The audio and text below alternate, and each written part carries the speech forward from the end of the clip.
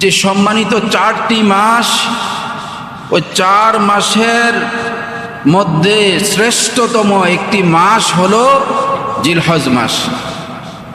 জিলহজ মাস শ্রেষ্ঠ কেন? এই মাসের মধ্যে যে ইবাদতগুলা আল্লাহ রব্বুল আলামিন আমাদের জন্য রেখেছেন, অন্য মাসে এমন ইবাদত বন্দিগি নেই।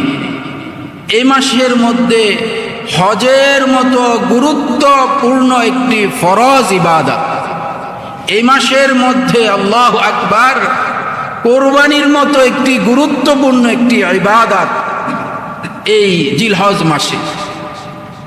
এছাড়া আমি সূরা ফাজরের 1 এবং 2 নম্বর আয়াত কারিমা তিলাওয়াত করেছি। এই আয়াত শরীফের মধ্যে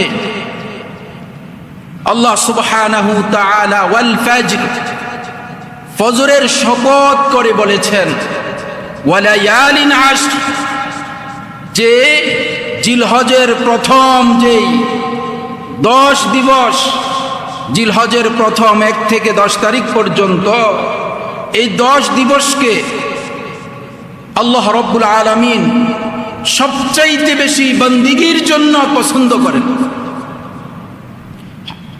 তাফসীর গ্রন্থগুলোর মধ্যে সর্বাধিক শ্রেষ্ঠ গ্রন্থ তাফসীর ইবনে কাসির।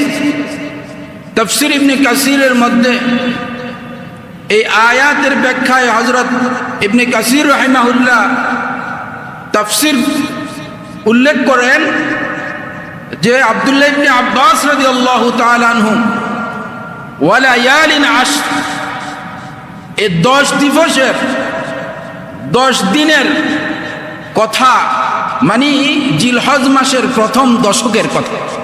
সুবহানাল্লাহ করেন।